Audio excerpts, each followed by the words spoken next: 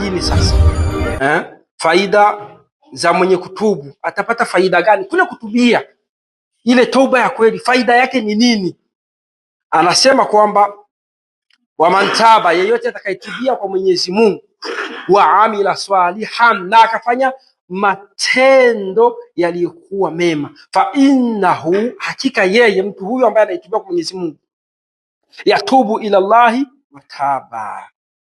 Hiyo itakuwa kwanza ni toba ya kweli, kama tulivyokuwa tumezungumzia. Hii aya mwanzoni inapatikana katika sura al-Furqan aya 70. Aya ya pili inasema kwamba waman taba wa amila salihan. Aya ya pili ipo katika suratu Furqan pia, ni aya 79. Allah subhanahu wa ta'ala anasema kwamba kule kwenye kutubia, unatubia kwa Mwenyezi Mungu subhanahu wa ta'ala, lakini Allah subhanahu wa ta'ala anakuwa anafanyaje? Anakusamehe yale madhambi yako yote ambayo ulikuwa umetenda mara ya kwanza.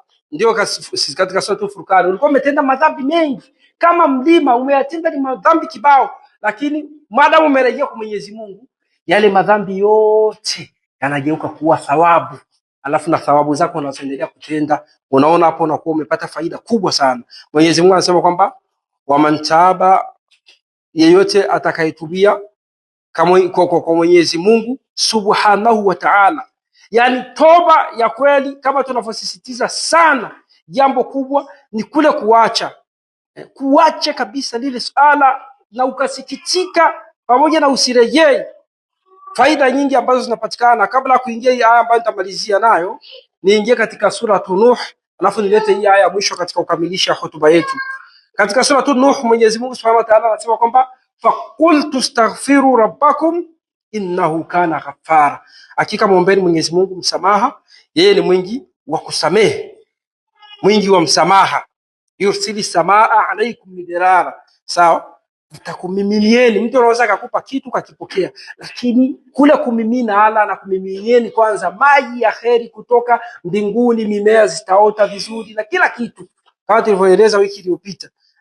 Alafu pia wayumdidukum bi amwali wa banina, pia atakumiminieni mali na watoto vile vile. Mtu anaweza akakupa kama tunavyokusudia kumimina. Ina maana mtu akikumiminia kitu, mikono yako haiwezi kazuia vile vitu, akikumiminia vyote vinadondoka chini. Hizo ndo faida ambazo unazozipata kwa Mwenyezi Mungu Subhanahu wa Ta'ala ukifanya toba iliyokuwa ya kweli. Allah Subhanahu wa Ta'ala anakuwa hakutelekezi. Kwa hiyo kila mtu, kama tulivyosema, balil insanu ala nafsihi basira, kila mtu anajua ni yepi ambaye aliyotenda, ni yepi ambaye amemkosea Mwenyezi Mungu Subhanahu wa Ta'ala.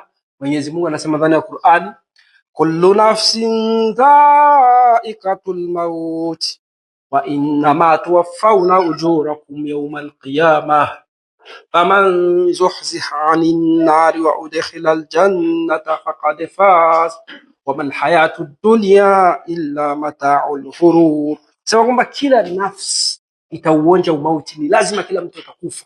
Fa innama tuwaffawna ujurakum yawmal qiyamah, kila mtu atalipwa malipo yake siku ya kiyama. Faman zuhziha 'anil, wasema kwamba faman zuhziha 'anil nar, atakaitiwa mbali na moto na akaingizwa peponi, kwa hiyo kuna janna faqad faza, atakuwa ni mwenye kufaulu. Unatiwa mbali na moto, unaingizwa peponi, utakuwa ni mwenye kufaulu. Alafu anatuambia kwamba wamal hayatu dunya, hayakuwa maisha ya duniani au ni starehe inayemdanganya mwanadamu. Mwanadamu unakaa ukibanwa tu na haja ndogo tu inakukosesha raha. Uwezi ukafanya kazi zako, uwezi ukaenda popote, ni lazima uende ukaripoti, la sivyo itakuwa ni aibu mbele za watu, na baadhi ya watu watasema wewe umechanganyikiwa. Kwa hiyo Mwenyezi Mungu anasema walillahi junudu samawati wal ardhi, majesho ya Mwenyezi Mungu Subhanahu wa Ta'ala ni mengi sana mbinguni na ardhini. Kwa hiyo tumuogope Mwenyezi Mungu Subhanahu wa Ta'ala, kila mtu atizame kile alichomkosea Mwenyezi Mungu Subhanahu wa Ta'ala, arejee kwake. Toba inakubaliwa ule wakati kwamba hata mshirikina vile vile alikuwa anayefanya shirki anatubia kwa Mwenyezi Mungu.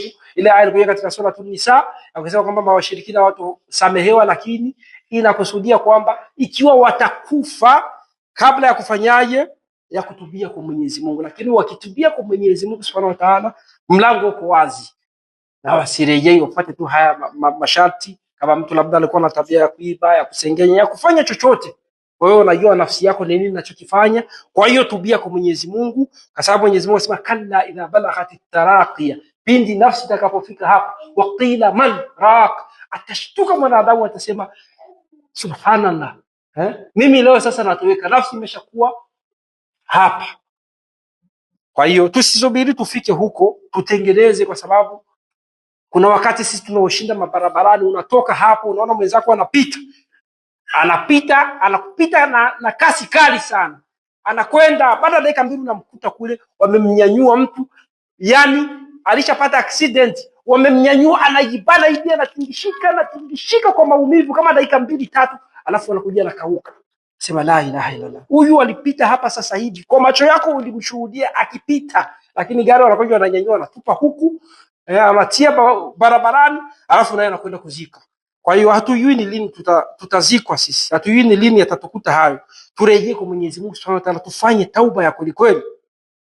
Tauba ya kweli kweli itakuwa ni ngao, kinga, itatunusuru mengi mbele ya Mwenyezi Mungu Subhanahu wa Ta'ala.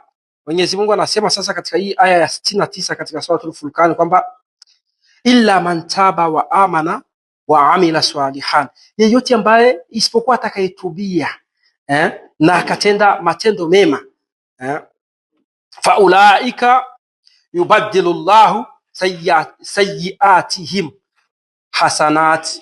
Sawa, Mwenyezi Mungu atayabadilisha yale madhambi yako yote, yale uliyokuwa umeyatenda yatakuwa ni mema, yatakuwa ni thawabu. Ni aya ya 69 katika suratul Furqan. Tusingojei tukafika kama walipofika ndugu zetu hawa Banu Israil.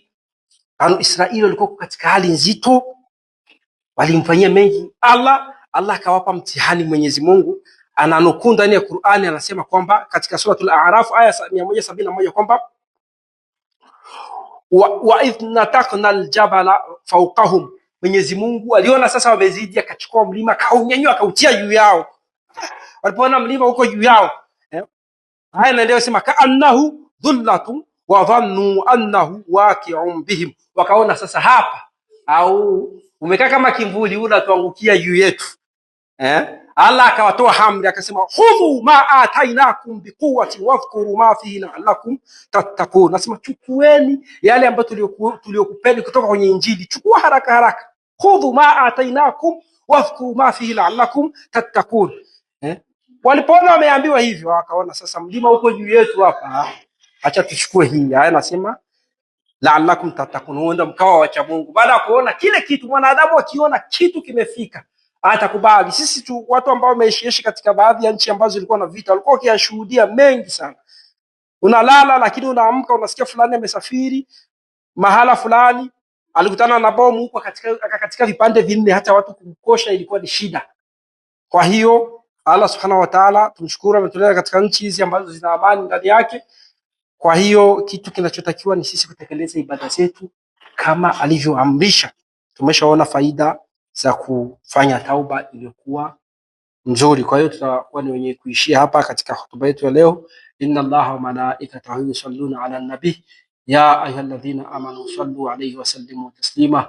Allahumma salli ala Muhammad wa ala ali Muhammad kama sallaita ala Ibrahim wa ala ali Ibrahim wa barik ala Muhammad wa ala ali Muhammad kama barakta ala Ibrahim wa ala ali Ibrahim fil alamin innaka Hamidum Majid.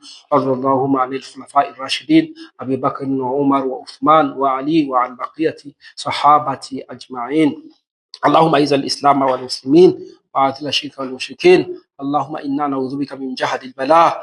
اللهم طهر قلوبنا من النفاق واعمالنا من الرياء. اللهم اشفيه مرضانا وارحم موتانا. اللهم حببنا في صلاة الجماعة.